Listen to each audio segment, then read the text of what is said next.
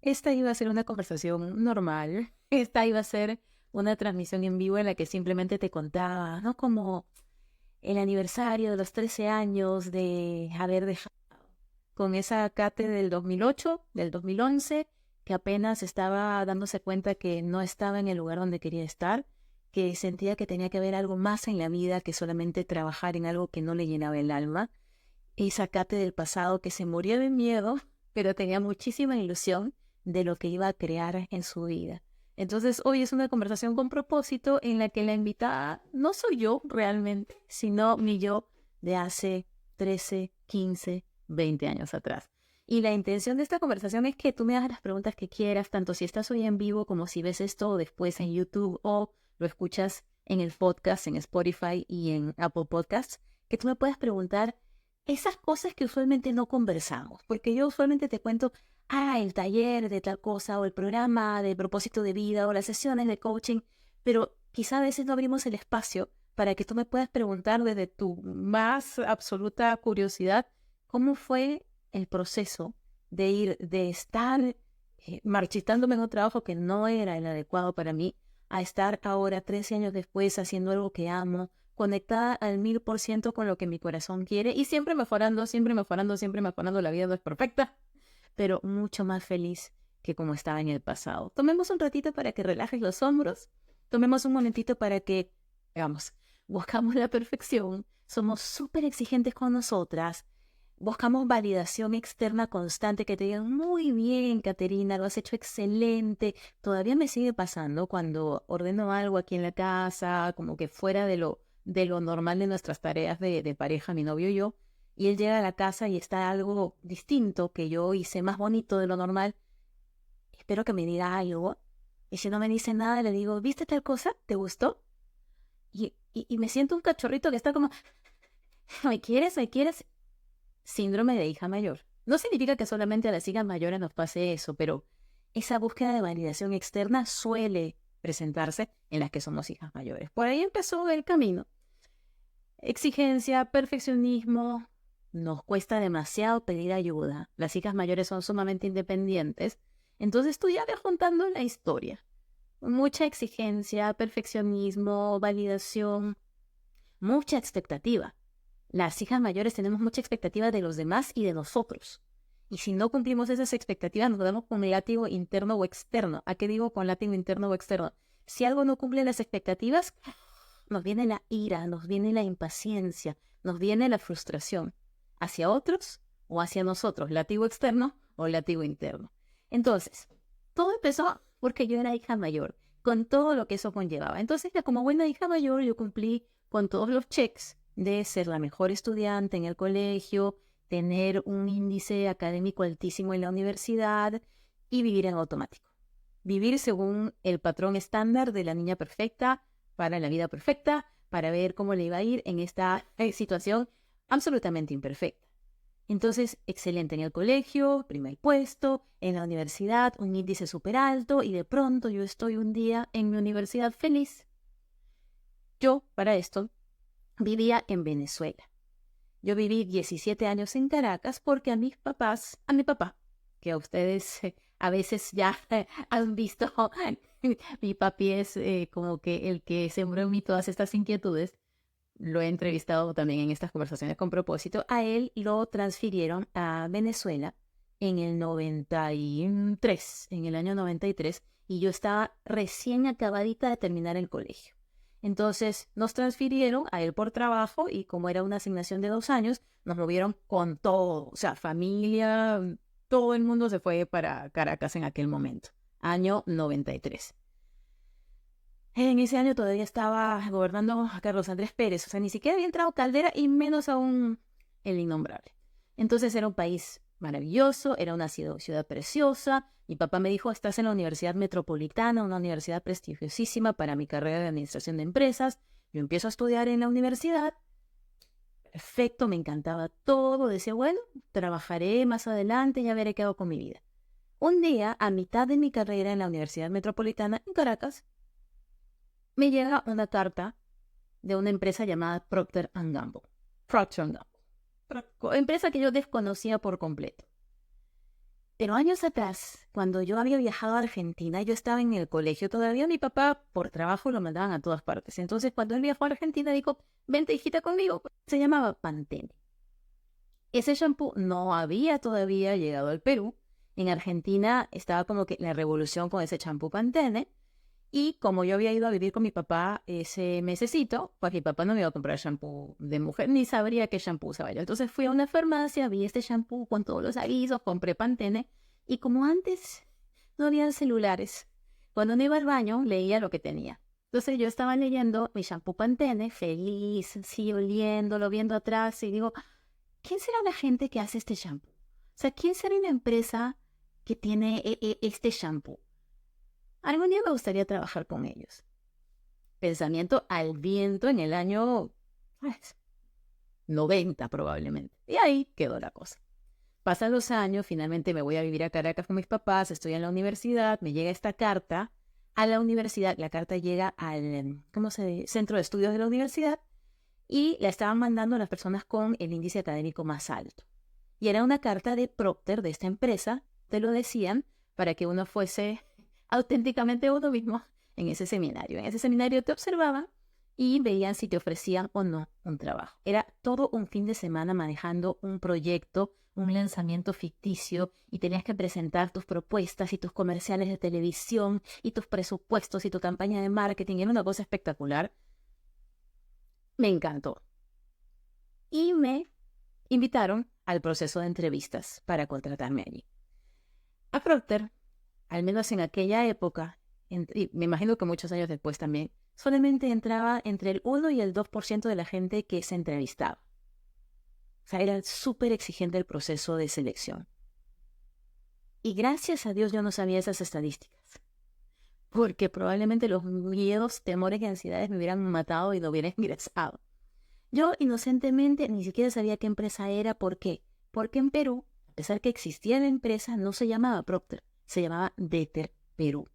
¿Por qué? Porque estábamos en época de terrorismo y las empresas que tenían un nombre así medio gringo, medio americano, le ponían un nombre así tipo que suene local para que no corriera peligro con el terrorismo. Entonces, yo conocía a Deter Perú, que hacía detergentes, que hacía creo que pañales también en aquella época, pero no tenía ni idea que era Procter.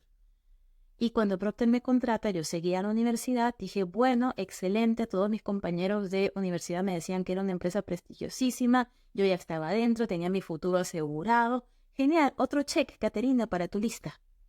Alumna perfecta en el colegio, gran alumna en la universidad, en una excelente, casi la mejor empresa de consumo masivo a nivel mundial. Ya está. Y empecé. Y mi primera marca, la primera marca que me asignaron, fue una marca de lejía, Cloro Lavanza. La odié con toda mi alma. Dije, creo que he cometido un error en venir a trabajar acá. Pero rápidamente la persona que me había reclutado dijo, uy, Caterina está como infeliz, vamos a darle otra marca. Y adivinen qué marca me dieron para manejar. Pantene. Fui la ABM, la Assistant Brand Manager de Pantene, unos cuantos años. Me encantaba la marca y la sigo amando. Es mi shampoo favorito por siempre.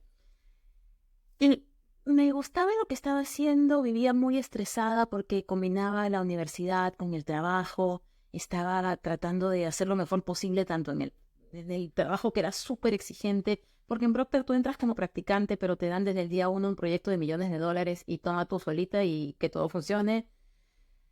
Había mucho estrés. Me acuerdo ahorita y todavía siento un vacío en el estómago. Eso fue avanzando. Me dio gastritis, fumaba 20 cigarros al día, comía pura comida rápida. El chico de McDonald's ya me conocía, sabía que yo pedía el combo 3 de nuggets con honey mustard mediano, porque siempre hacía eso, siempre lo pedía. Y mi única ilusión durante el día de trabajo, se vivía tan estresada ya en el mundo corporativo, que mi única ilusión y lo que me hacía como ver el futuro del día y decir, tú puedes, Caterina, era pensar que en la noche iba a comprar mi paquete de cigarros, iba a comprar mi combo de McDonald's, iba a llegar a mi casa y olvidarme de todo lo que me estresaba a nivel laboral. Entonces como que mi visión del día era, tranquila acá, te vas a llegar a la casa a poder fumar, a poder comer, tu comida chatarra que te va a alegrar el alma. Y esa era mi ilusión.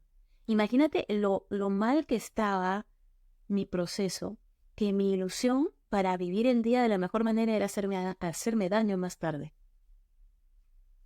No sé si te ha pasado algo similar, que estás en un estado de tanto estrés o de tanta exigencia que sales y tomas, o sales y vas de shopping excesivamente, o que, no sé, te pierdes en las relaciones. Y me pasaba eso. Yo era súper enamoradiza, como que siempre tenía que tener una ilusión de que alguien me gustara, como para meterle pasión a mi vida y desestrés a mi vida. Iba a los centros comerciales y arrasaba con todo lo que podía, con cosas que ni necesitaba. Fumaba de verdad demasiado. Y hoy ni siquiera puedo aguantar el olor del cigarro. Es una cosa impresionante cómo la vida te cambia. Entonces, ok, estaba en el trabajo soñado, en la empresa soñada, con un sueldo espectacular. Inclusive en algún momento me llegaron a asignar un carro cuando ya me seguían promoviendo y era brand manager. Un carro, fianzas para el departamento. Por fuera, maravilloso todo. Todos mis amigos, qué genial, lo tienes hecho ya tu vida de aquí en adelante lo máximo. Y yo decía, ¿esto es ser adulto? ¿Esto es todo lo que hay?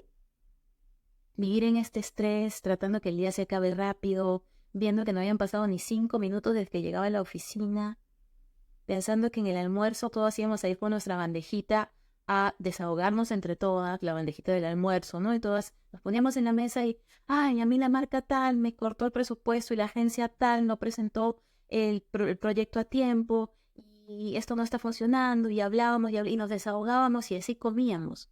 Sí, imagínate con esa energía de rafe, como le decimos en Perú, con esa energía de chisme, con esa energía de desahogo, comíamos, nos nutríamos. Luego terminaba de almorzar, como a las 2 horas bajaba a fumar, y así pasaban mis días. Y lo más triste, y aquí no es ser modo víctima, es simplemente que el mundo corporativo no era para mí. Puede que sí sea para ti. Aquí el asunto no es que salgamos todas del mundo corporativo, volvámonos todas profesoras de yoga y coaches. No, no, no. Aquí la cosa es que estés en el lugar correcto para ti. Y yo no me había dado cuenta que no era el lugar correcto para mí porque pensaba que así se sufría de adulto. Que la chamba, o sea, que el trabajo, que el ser grande implicaba sufrir. No, el trabajo es lo peor, entonces tienes que soportarlo y tratar de ser feliz los fines de semana y en las vacaciones. Y así viví. Me daba unos viajes, pero en esos viajes de vacaciones volvía más frustrada, más cansada, volvía con más pendientes, volvía y además que en esa época no había la conectividad que hay ahora. Entonces yo dejaba los proyectos como que ojalá que todo funcione. Y tú llegabas de vacaciones otra vez, veías todos los emails y que las cosas no habían salido bien o que la persona a la que se lo delegaste no lo hizo como tú lo hubieras hecho. Entonces las vacaciones tampoco eran un gran alivio. Y sí, los proyectos de la empresa eran hermosos. Los proyectos de las marcas que manejaba la empresa eran... O sea, la empresa es ahora. Eso no, jamás te lo podré negar. Pero es para personas que realmente quieren dejar el alma en ese trabajo. Como muchos de los trabajos corporativos. Y yo sentía que mi alma estaba hecha para otra cosa. Yo veía en las reuniones la emoción con la que algunos gerentes de marca hablaban de un proyecto, pero como si fuese de verdad su hijo. Y yo miraba así y decía, ¿en serio? ¿En serio esto es tan importante para ti como para amanecerte o como para, ¿sabes? Como que acortar tu luna de miel o como para cantar el cumpleaños a tus hijos por teléfono porque sigues en la oficina y no vas a llegar? ¿Realmente estamos cambiando el mundo con este detergente? ¿Realmente estamos salvando al planeta con este shampoo? Yo sentía que no era mi camino para ser feliz. Y obviamente estaba súper perdida porque yo no tenía la información que tenemos ahora, que puedes entrar a YouTube y entender un poco más de qué se trata, lo que uno siente a nivel emocional, o que puedes tener mucho más acceso a apoyo de salud mental. Yo decía, Dios mío, te voy a contar algo que muy pocas veces lo he contado, pero cuando yo iba de mi casa a la oficina, había un túnel, el túnel de la Trinidad. Si conociste Caracas en algún momento, el túnel de la Trinidad. Entonces yo tenía que pasar por ese túnel para llegar a la oficina. Y más veces de las que quisiera aceptar, yo pasaba por ese túnel y decía, Dios mío, si hoy me cae el túnel encima de carro, seré significativamente más feliz que lo que voy a ir a hacer en la oficina ahora. Hoy lo recuerdo y es como, Caterina, ¿cómo llegaste a estar en una situación así? Pero era tan drenante, era tan como soul crushing, o sea, yo sentía que mi alma moría, que los unicornios que viven en mi corazón iban cayéndose poco a poco mientras más tiempo pasaba en este trabajo. Pero no era el problema del trabajo, el problema era de yo. El problema era que no había una armonía entre lo que para mí era felicidad y lo que el trabajo me podía ofrecer. Entonces me quedaban dos opciones. La primera, decir, ok, esto es lo que es, a sufrir y ser feliz los fines de semana y en mis vacaciones, como lo hice por muchos años. O, a ver, somos inteligentes, Caterina. Tiene que haber una forma de que esto sea distinto. Y sabes que no fue una gran coach la que vino y me dio las respuestas. No fue un super libro el que me ayudó. Realmente lo que me empujó al inicio eran pequeñas pistas. Y quisiera que si tú estás en una situación parecida, busques esas pequeñas pistas. Un comercial de Interbank que decía que el tiempo es más valioso que el dinero. Y que el comercial de Sergio Bambarén, el autor del Delfín. Y decía que él te lo tenía todo en un trabajo internacional y trabajaba en finanzas y era pues súper acomodado, pero no era feliz. O el comercial de Vania Macías, también de Interbank, en el que decía que solamente se puede ser feliz haciendo lo que amas con la gente que amas. Y yo, sospechoso, esto está sospechoso, esto no, no es como yo me siento, pero así me quiero sentir. Que estoy quizá dejando todo lo que no quiero vivir y buscar algo que me haga realmente feliz como los que están en esos comerciales. O veía pequeñas frases que aparecían. Twitter acababa de salir. O sea, Twitter acababa de nacer. Tanto acababa de nacer Twitter que mi handle de Twitter era @Caterina. O sea, no había ninguna otra Caterina, era yo. Y habían frases ahí que decían, una frase que puse en mis stories hoy.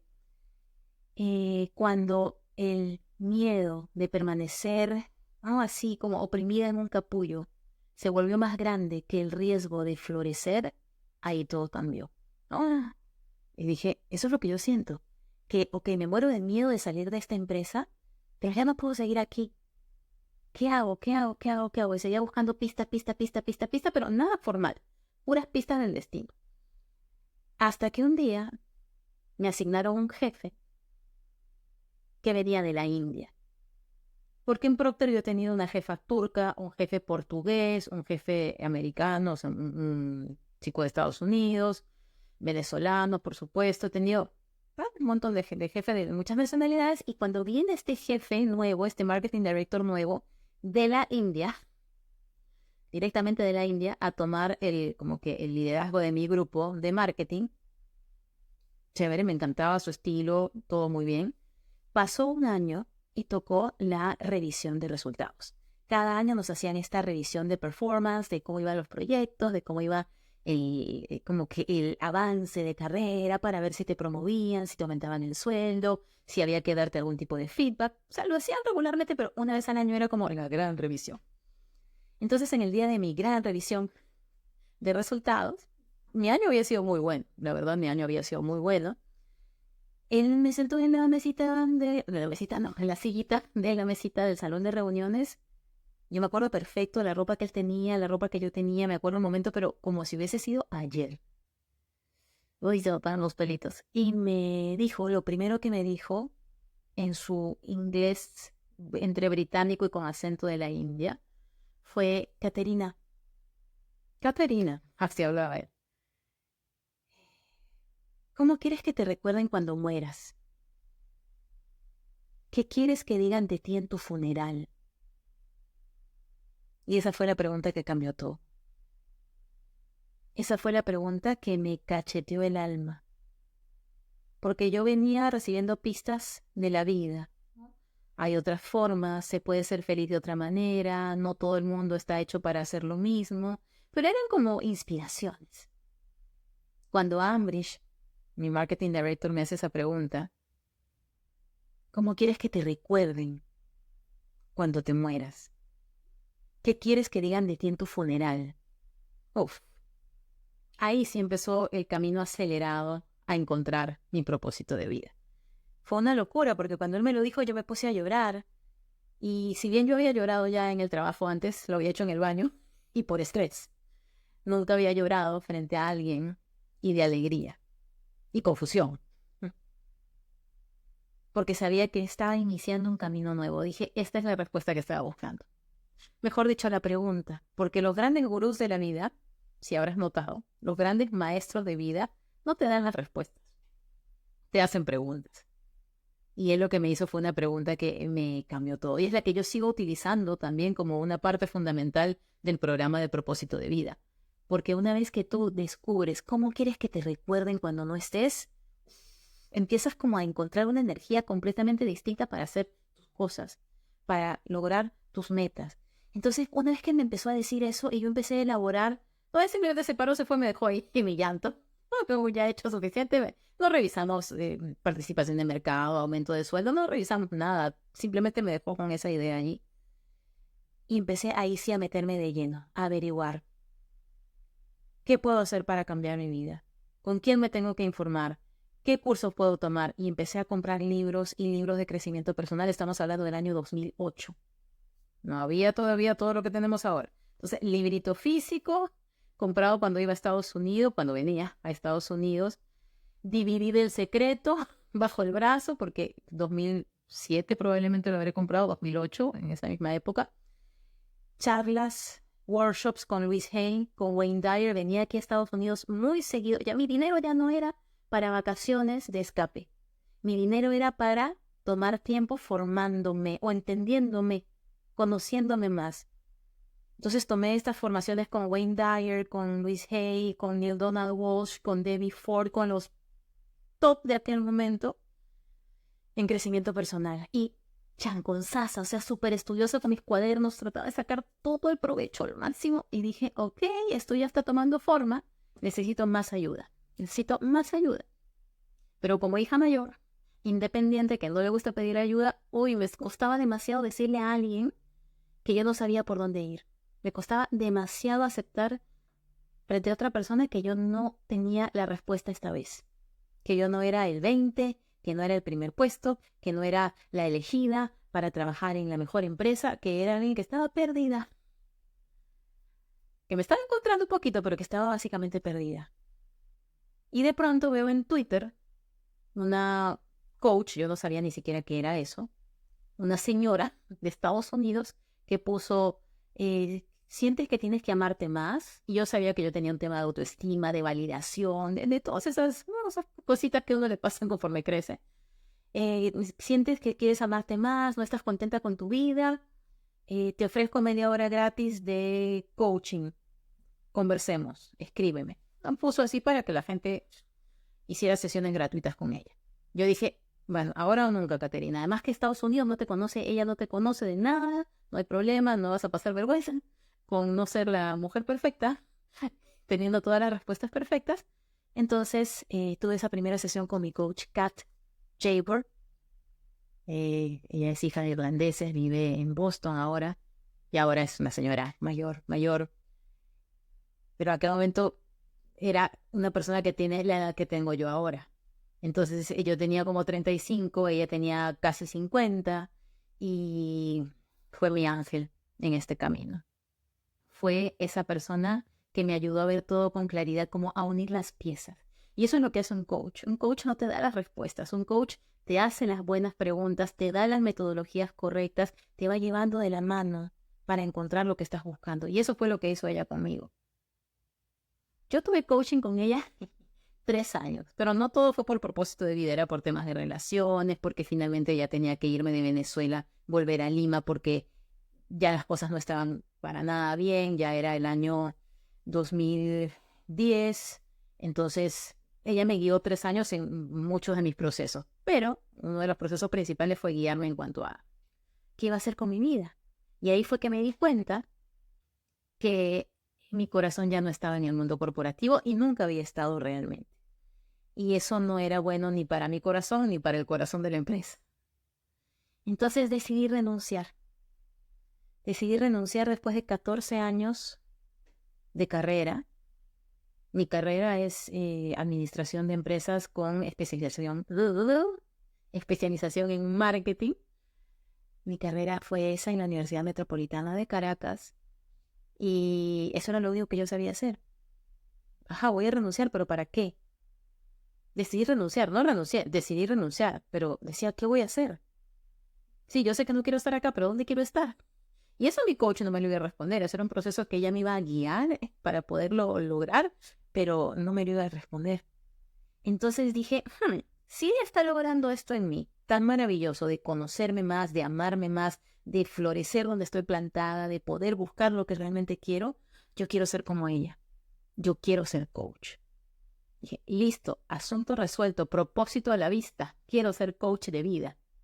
Entonces me certifiqué como coach de vida, todavía estando en Procter, todavía estando en el trabajo. Y todavía sin saber si por ahí iba mi camino o no. Entonces me certifico con una escuela española y empiezo a darme cuenta que el coaching lo podía utilizar en el trabajo. Y una cosa que ella sí me dijo fue, no renuncies en modo pataleta. No renuncies en modo, los odio a todos, me voy de acá, cierro la puerta, no me llamen más. No. Ella me dijo, renuncia cuando estés tan reenamorada de tu trabajo que casi no quieras renunciar. Renuncia cuando la empresa esté tan contenta contigo que casi no te quiera dejar ir. Y eso fue lo que hice. Invertí un año más en Procter, que ese año ya lo hice en Lima. Yo pedí mi cambio a Lima porque yo ya sabía que iba a renunciar. Entonces pedí mi cambio de Venezuela a Perú, porque yo manejaba 3 países. Yo manejaba Colombia, Perú y Venezuela. Entonces daba igual donde me sentara físicamente, más o menos. Entonces hice mi transferencia a Perú y ahí empecé a pasar mi último y mejor año en Procter. Y no es casualidad que cuando ya encuentras tu propósito, las cosas empiezan a funcionar completamente distinto. Ahí tuve mis mejores proyectos. Tuve un proyecto que yo amaba, que era Camino a la Fama. Camino a la Fama era un reality show en el que mezclábamos presencia de marca, brand integration, con entretenimiento, que ahora se ve muchísimo, pero ese era el año 2010. No había nada de eso prácticamente. Entonces era un programa tipo American Idol, en el que se hacía casting de cantantes, pero entre chicos de recursos relativamente limitados. Íbamos ciudad por ciudad buscando talento y luego hacíamos un programa de televisión en el que el que ganaba dotábamos de recursos a la ciudad o al pueblo, al lugar del que fuese esta persona. Y amaba ese proyecto, lo amaba con todo mi corazón. Y ese fue el proyecto que me dio vida y me hizo reenamorarme de Procter. Y que hizo que Procter también se reenamorara de mí, porque yo era buena, pero no era la super recontra mega top todo el tiempo, forever, no. Entonces con ese proyecto y algunos más, yo logré ese estado de reenamoramiento. No significa que siempre tienes que reenamorarte de tu trabajo antes de renunciar. Ese era mi caso, porque yo no estaba experimentando abuso, ni falta de respeto, ni nada de eso. Simplemente que no había una conexión. No había una conexión entre lo que la empresa buscaba como tope de felicidad y lo que para mí era tope de felicidad. Entonces dije, bueno, vamos a encontrarle el amor, vamos a encontrarle el gusto, la gracia a esto. Y también otra cosa que me dijo mi coach fue, toma esto como un bootcamp. Toma esto como un entrenamiento para lo que está por venir. Ah, que estás sufriendo en Procter. Ok, y cuando sea tu propia empresa solita, ¿cómo manejarías esto? Ah, que algo falló con el proveedor. ¿Cómo manejarías esto cuando tú lo hagas por tu cuenta? Entonces, cada problema que aparecía a nivel laboral ya no era como, Dios mío, no puedo más. Sino, interesante, ¿qué podemos hacer con esto? ¿De qué manera lo podemos cambiar?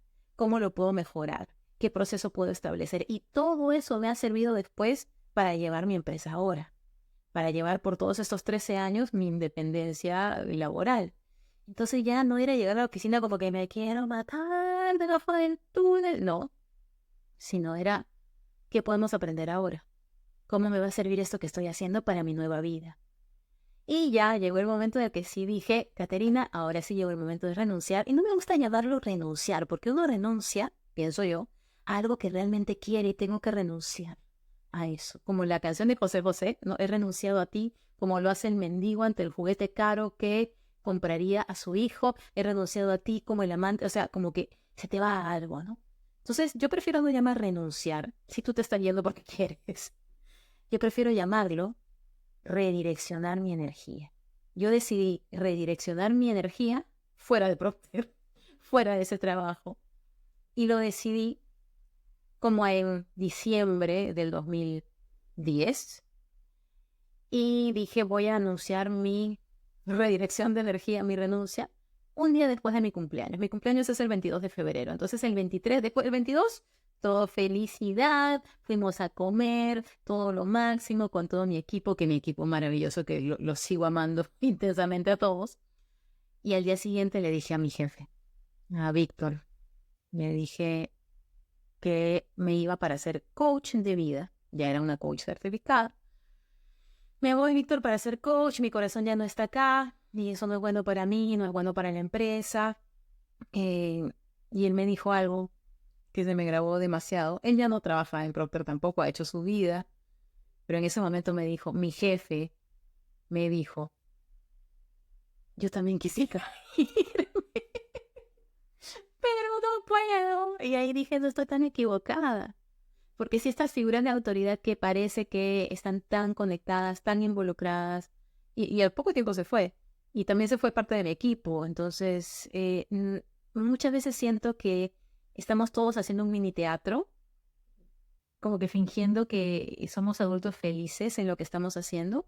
Sí hay gente que le encanta el mundo corporativo, y está bien, es su lugar, de verdad lo respeto demasiado, y absolutamente válido vivir tu propósito en el mundo corporativo. Pero también habemos muchas otras personas que dicen, no es el lugar donde podemos brillar de la mejor manera, no es donde va a estar nuestra zona de genialidad, no es donde vamos a poder ser aves en lugar de peces, porque no sé si has escuchado como que esta mini, no sé si es una fábula, pero es como un cuentito en el que dice, se llega a la conclusión que no puedes evaluar a un pez por su habilidad para volar, ni a un pájaro por su habilidad para nadar, porque siempre estaría siendo injusto con ese ser. Y yo era un pájaro que tenía que nadar. Entonces eso nunca iba a funcionar. Me quedé pensando si los pingüinos y los patos son, pero no importa. Entonces sabía que ese no era mi lugar. Y me despedí de toda expectativa de querer avanzar en el mundo corporativo, a pesar que un tiempito antes me habían ofrecido una asignación en Hong Kong para implementar lo que había implementado en la región andina. Todo lo que era marketing de trial y ciertas estrategias que teníamos en ese momento. Me dijeron, Caterina, tú queremos que vayas a Hong Kong para que en Asia tú manejes esta parte. Y yo dije que no, porque hubiera sido terrible decir que sí y luego decir, ¿saben qué? La verdad, ya me iba. No. Entonces rechacé esa asignación, que iba a ser una cosa espectacular, porque realmente, ¿para qué seguir? Si yo ya sabía que no quería seguir allí. Le dije a mi jefe inmediato, que era Víctor, pero luego me tocaba decirle al gerente general de Procter, Daniel. Ya en ese momento, Ambrish, mi director de la India, ya no estaba, ya había ido a otra asignación. Entonces mi marketing director era Víctor Segura, un venezolano maravilloso, venezolano que ahora vive en Chile. Y mi gerente general era Daniel, un brasilero, que cuando me dijeron, bueno, pero tú le tienes que decir a Daniel. Y yo, no, porque yo le tengo que decir, qué horrible. O sea, yo le tenía que decir al gerente general que me iba, que tu cabeza de Brand Operations se iba. Entonces ahí sí dije como que no quiero decirle yo. Y lo que hice fue tomar unos días para prepararme. Hice un PowerPoint para renunciar. Hice un PowerPoint, una presentación para mostrársela a él y renunciar. ¿Qué metí en esa presentación? El comercial de Interbank, la frase del capullo que florece. Metí todas esas pistas que fui recibiendo de la vida, pero lo más importante, y que con eso respondo a una de las preguntas que me hicieron, me llegó una de las preguntas en los stories de cómo me di cuenta en qué momento ya el mundo corporativo no era mi lugar y por qué decidí que el mundo corporativo no era mi lugar. Y yo se lo puse a nivel así como que como una infografía, un grafiquito. Le dije, yo sé que Procter tiene como eslogan, tocamos vidas, mejoramos vidas. Ese era el eslogan en ese momento. Tocamos vidas, mejoramos vidas. Y yo sé que estoy mejorando millones de vidas con lo que yo hago. Millones. Con un comercial que te lleva a ti un shampoo que te hace sentir más segura de ti misma porque tu cabello está más brillante, o una mamá que le facilita la vida en tener un pañal como Pampers que hace que el bebé duerma toda la noche sequito y tranquilito y la mamá duerma bien. Yo sé que estoy tocando vidas, sé que no estoy en un cartel de drogas, ni estoy en alguien, o sea, en una empresa que hace el daño directo a la gente, sé que no es así. Estoy tocando vidas y cambiando vidas, le dije. Pero yo quiero que esas líneas, millones de líneas, que se vuelven difusas y llegan a la gente que estoy tocando, yo no quiero que sean 1 millón de líneas difusas de personas que desconozco. Yo quiero tocar vidas de las personas y cambiar vidas de las personas una a una. Y que yo sepa la carita de cada persona cuya vida estoy tocando. Entonces le hice el gráfico, ¿no? Un montón de lineecitas tocando un montón de gentecitas que se estaban disolviendo. Y 5 líneas tocando 5 personitas que estaban con toda la carita completa. Y le dije, eso es lo que yo quiero, Daniel, por eso me estoy yendo, realmente. No es... O sea, el estrés se podía manejar con las herramientas correctas. El sentir que era mucho para mí, que era muy demandante, con límites correctos se podía manejar, pero esa búsqueda de que yo quiero tocar vidas de las personas y ver las caritas de las personas cuyas vidas estoy tocando, eso no me lo iba a dar el mundo corporativo a mí. Y por eso fue que finalmente la última, ¿no? Como que la última ruedita del carro fue esa. El darme cuenta que por ahí no era. Y quizá en tu caso por ahí no es. Quizá en tu caso tú sabes que tu llamado está en otro lugar. Pero, ¿cómo hacemos ese camino? ¿Cómo hacemos para que eso sea más sencillo? Y lo loco es que yo salí para ser coach. Si tú lees la carta que yo mandé de despedida, decía, me voy para ser coach de vida, y este es mi blog, y aquí está. Y al mes me volví profesora de yoga. Al mes me di cuenta que el coaching no era para mí, que el coaching de vida general, presencial, recibiendo personas en un espacio y hablando con ellas y tratando de ayudarlas en temas tan diversos como duelo, problemas de pareja, problemas de familia, no era lo que yo quería. No, fue horrible. Fue como que nada. Y el yoga llegó a mí. Y dije, por acá este es el camino, esto es lo que quiero hacer, este es mi propósito, entre comillas, para quienes lo escuchen después en podcast. Y me encantaba dar clases de yoga, y me fascinaba dar clases de yoga, pero ni el coaching ni el yoga eran mi propósito. Mi propósito era algo mucho más grande en dimensión, algo que englobaba el coaching, que englobaba el yoga, que englobaba los talleres que después di en el Cusco, que englobaba los retiros que después di en Pachacamac, que englobaba todo lo que he hecho y sigue englobando lo que hago para toda mi vida. Y yo pensaba cuando preparaba esta conversación que lo del propósito de vida en mi vida fue algo reciente. Dije, yo empecé a hablar de propósito en la pandemia, que me convertí en coach de propósito de vida y dejé el yoga de lado. Y después, revisando mi blog del 2011, veo que escribí lo siguiente. Te lo voy a leer porque quiero que sea así textual como lo decía mi blog.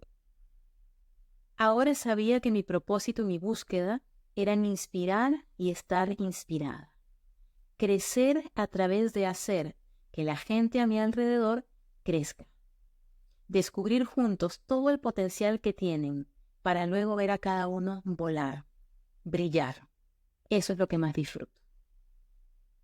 Y lo dije en el 2011 y lo sigo diciendo ahora. Para mí, ver el potencial que tú tienes para crear una vida mucho más feliz me ilumina el alma. Y cuando yo tengo una conversación con alguien en esa primera sesión de coaching o en ese primer encuentro de propósito de vida, yo tengo la capacidad de ver a la persona en proyección. Y yo ya sé cómo se va a ver la vida de esa persona cuando decida tomar los pasos necesarios para encontrar su propósito y vivirlo. Y la persona obviamente en el momento no me lo cree. Y yo le digo, te vas a reír. Después te vas a reír de todo lo que estás sufriendo ahorita porque tu vida va a cambiar radicalmente. Y ese momento en el que yo veo el brillo potencial de la persona y luego lo comparo con su vuelo real, con su brillo real, eso es lo que a mí me hace vibrar. O sea, lo que a mí me da esa validación de que hizo sentido todo este recorrido. Y yo cuando doy estas conversaciones con propósito, o cuando yo entrevisto a las personas en mi live, les pregunto ¿cuál es tu momento más feliz de todo este recorrido? ¿O qué es lo que más disfrutaste de todo este recorrido? Y yo hoy preguntándomelo a mí, digo, bueno, me encanta cuando veo que alguien finalmente es feliz. Que alguien que llegó estresada, tensa, frustrada, que lloraba en el trabajo, que no soportaba lo que hacía, de pronto está viviendo de algo que realmente le ilumina el alma. Siento que no hay mejor forma de vivir. Y otra cosa que me da demasiada alegría y que cuando tú vivas tu propósito lo vas a sentir también, es que cada vez que yo gasto dinero, cada vez que yo hago un mercado, que me compro un cosmético, que voy a algún lugar, cada vez que yo gasto dinero, sé que ese dinero ha venido a mí por tocar vidas de personas que hoy son mejores porque decidieron hacer cambios, no porque vendí un shampoo.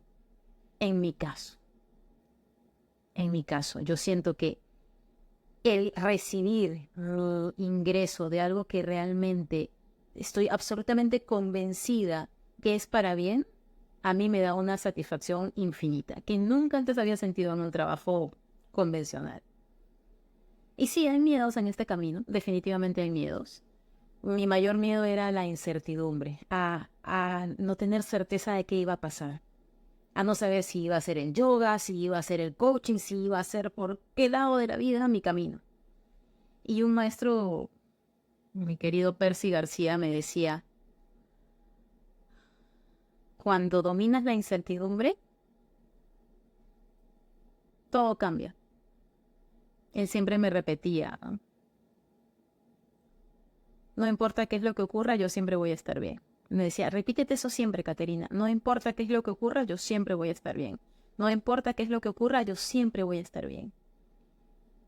Y yo le pregunté, eso no quiere decir que yo siempre voy a estar bien, ¿cierto? Me dice, tú sabes a qué me refiero. Claro, se refería a mi yo esencia, a mi yo no físico. O sea, mi yo de verdad siempre va a estar bien. Con dinero, con pareja, sin dinero, sin pareja, con salud, sin salud, siempre voy a estar bien porque mi yo interno, mi ser, puede estar un día enfermo, puede estar un día golpeado, puede estar un día cansado, puede estar un día triste, pero siempre voy a estar bien. Una vez que tú abrazas esa certeza, que es la única certeza que podemos tener, la certeza real de que tú eres más que esto, tú eres más que este cuerpo, más que estas circunstancias, tú eres mucho más. Entonces, cuando abrazas esa certeza, puedes con todas las incertidumbres, porque la vida siempre va a ser incierta. A mí me ha podido botar de Procter. Y mi discurso de, ay, un trabajo estable, un trabajo seguro, se hubiera ido por el caño. Certeza en un mundo corporativo, certeza en un mundo independiente, no hay. Certeza de que el mundo va a estar bien siempre, claramente no hay. Tu única certeza en la que está realmente en tu control es la certeza de que no importa qué es lo que ocurra, tú siempre vas a estar bien. Tu yo real, tu yo de adentro, tu esencia, siempre va a estar bien. Y con esa certeza es que nos atrevemos a tomar los saltos, a tomar las decisiones. No importa qué es lo que ocurra, yo siempre voy a estar bien. Todavía me sigo repitiendo eso. Yo hace muchos años que no veo a Percy, que no veo a mi maestro. Porque no hace falta que tú recorras toda la vida con una persona para que te marque para siempre. Y en esta conversación te he hablado de Ambrish, mi marketing director de la India, te he hablado de Percy, te he hablado de mi coach Kat, te he hablado de Sergio Bambarén y su comercial de televisión, de Vania y su comercial, y de Anaïs Nin, que es quien hizo la frase del capullo y el florecer. Porque gran parte de lo que nos falla y por lo que no encontramos nuestro propósito es porque estamos bien dormidos en automático. Y no tomamos las pistas que nos da la vida. No tomamos las pistas que aparecen a nuestro alrededor. Te aseguro que está mucho más cerca de lo que te imaginas esa persona que es inspiración para ti. Si la empiezas a mirar con los ojos de búsqueda. Yo estaba tan en automático que no veía nada hasta que esa pregunta que me hizo Ambrish me removió todo. Hasta que ese comercial apareció, hasta que pequeñas cositas iban guiándome en el camino. Miedo vas a tener. Es inútil que yo te diga, no, este curso que doy yo, este programa que doy te va a quitar el miedo. No queremos no tener miedo, porque quien no tiene miedo le pueden pasar cosas muy terribles. Miedo es normal tener. es ¿qué vas a hacer con el miedo? ¿Qué vas a hacer aún teniendo miedo? Y ya han pasado 13 años desde esa decisión. Y yo le diría a esa Caterina del pasado, hazlo exactamente igual a como lo hiciste. Hazlo exactamente igual a como lo hiciste, porque no hubiera servido de mucho haberlo hecho antes. Yo tenía que pasar por todo ese proceso de prueba y error, de cabezazo tras cabezazo, en un proceso largo, para yo hoy haber podido crear la metodología que enseño, por ejemplo. Porque si hubiera venido a mí empaquetadito todo a mí, no podría hoy yo acompañar a otras personas en este proceso de dudas, de renuncio o no renuncio, cómo hago, cómo me planifico, cómo hago un cronograma para poder tener un presupuesto. Si yo no hubiera vivido todo ese proceso accidentado, no tendría hoy lo que doy. Entonces, cuando tú decides que ya no quieres más de eso que no te está llenando el alma, ahí el cambio empieza a ocurrir. Las puertas se abren, las oportunidades aparecen, de pronto todo se vuelve mucho más sencillo. Y no, el propósito de vida no es, ¿sabes?, la curación de los unicornios florecientes, no. Pero te hace sentir significativamente más feliz porque no depende de nada externo. Cuando tú tienes una pareja, tienes un hijo, tienes un trabajo, tienes un bien material, todo eso se puede ir en cualquier momento. Ir, venir, estar más presente, menos presente, pero tu propósito está contigo siempre. Es la razón por la que viniste al mundo. Entonces, si tú no tienes un propósito, si no tienes una razón por la cual existir, ¿para qué vivimos? Para esos highs breves, materiales o emocionales que suben y bajan. En cambio, el propósito es el salvavidas, es el que te mantiene a flote a pesar que no haya eso otro alrededor. Yo he pasado momentos muy altos, momentos muy bajos, y siempre el propósito es el que me remueve de allí. Ay, voy a dar mi clase de yoga, qué felicidad, qué alegría ver a la gente más relajada, más conectada. Ah, voy a dar este retiro, voy a dar esta charla en una empresa, voy a dar el programa de propósito de vida. Todo eso te mantiene recargado. Y hay un montón de lives y podcasts y conversaciones que he tenido en esta comunidad donde te explico cada pedacito, cada aspecto, qué hacer con la procrastinación, con el perfeccionismo, con la exigencia, con los temores, de todo. Hay todo, todo, todo, todo. Pero lo que hoy te quiero decir es que si no has encontrado tu propósito de vida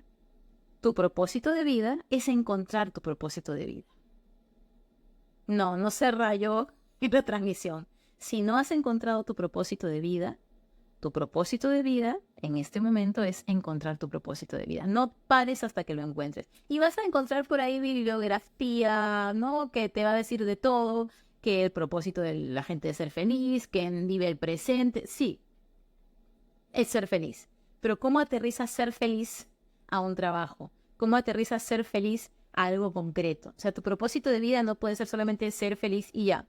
Tu propósito de vida hay que aterrizarlo un poquito más para que sepas cómo se come, cómo se puede llevar a cabo.